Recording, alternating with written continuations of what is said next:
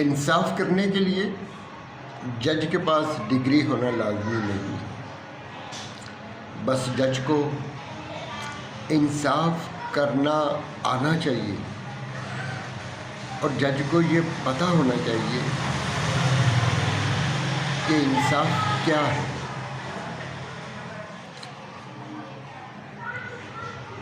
جج کے لیے ضروری ہے کہ اسے انصاف کرنا آنا چاہیے اور شریف آدمی ہونا چاہیے۔ برطانیہ کی تاریخ میں بڑے سارے ایسے جج آئے ہیں، ان کی سپریم کورٹ میں جو ہاؤس آف لارڈ کے ممبر بھی تھے اور جج بھی تھے، اور جن کے فیصلوں کو آج بھی برطانیہ میں بڑا یاد کیا جاتا تھا۔ ان کے پاس قانون کی ڈگری نہیں تھی، مگر وہ بہت بڑے جورسٹ تھے۔ انہوں نے جورسپروڈنس کے اوپر بڑی ساری کتابیں بھی لکھی۔ انہوں نے یہ طے کیا تھا کہ جج کو انصاف کرنا چاہیے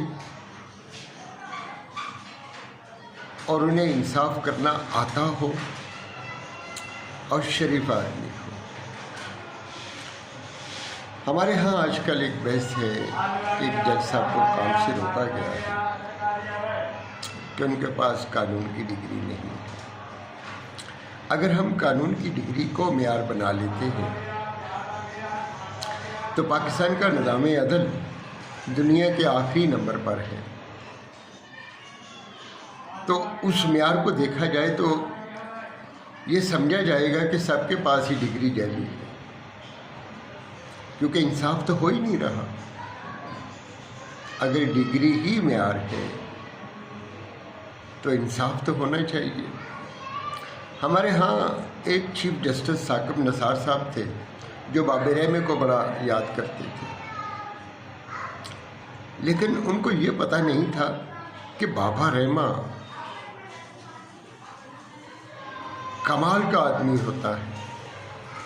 وہ پٹھے کی منجی پہ سوتا ہے، چار کے ساتھ روٹی کھاتا ہے۔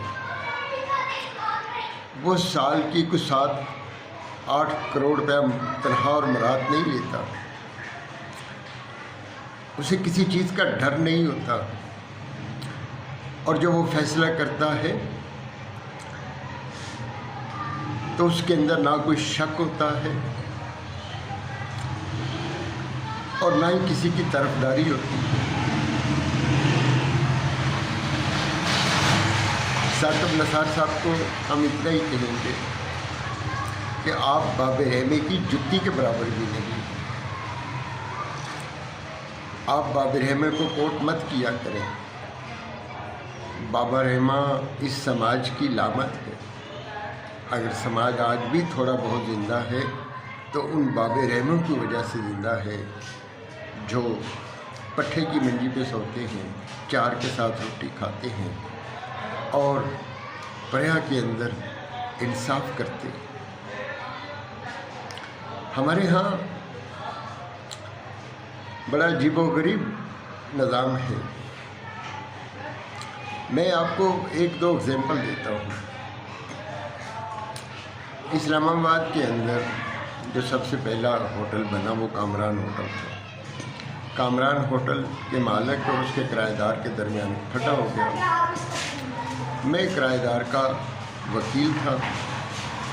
کامران ہوٹل کے مالک نے کہا کہ میں اسپیشل آؤٹ دینے کے لیے تیار ہوں، ذاتی طور پر گرانٹ اٹھانے کے لیے تیار ہوں۔ کرایہ دار نے کہا میں بھی تیار ہوں۔ جیسے تیار ہو کے دونوں سے کرایہ لگے تو میں نے جج صاحب کو کہا، جج صاحب ہم کمیونسٹ لوگ ضرور ہیں مگر ہم قرآن کا بڑا احترام کرتے ہیں۔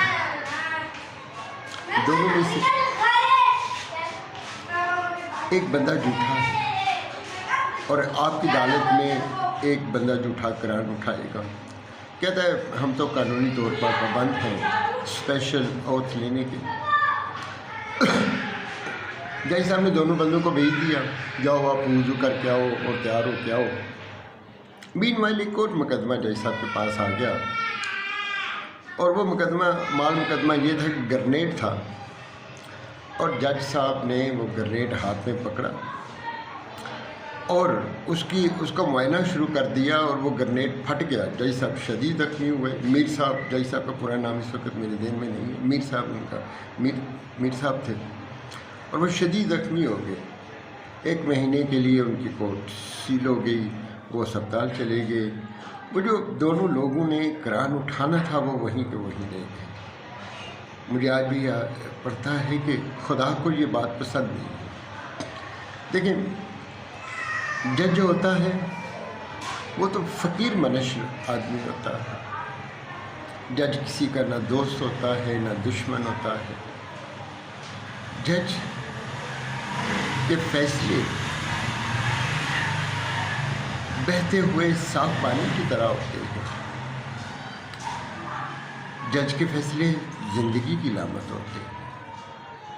मगर आप देख लीजिए, मुझे बड़ी हैरत होती है कि सुबह से जब मैं अदालतों में जाता हूँ और जज साहब अपने आप को बड़ा मजहबी बंदा ज़ाहिर करने के लिए तलावत करा रहे होते हैं, और उसके बाद जो अदालतों में का हाल होता है,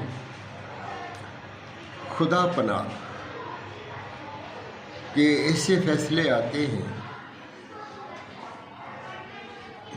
जिनको पढ़कर देखकर दिल दुखता है। लिहाजा जज के लिए डिग्री होना लाजमी नहीं है। जज के लिए ये ज़रूरी है कि उसे इंसाफ करना आता हो और वो समझता हो कि इंसाफ क्या चीज़ है।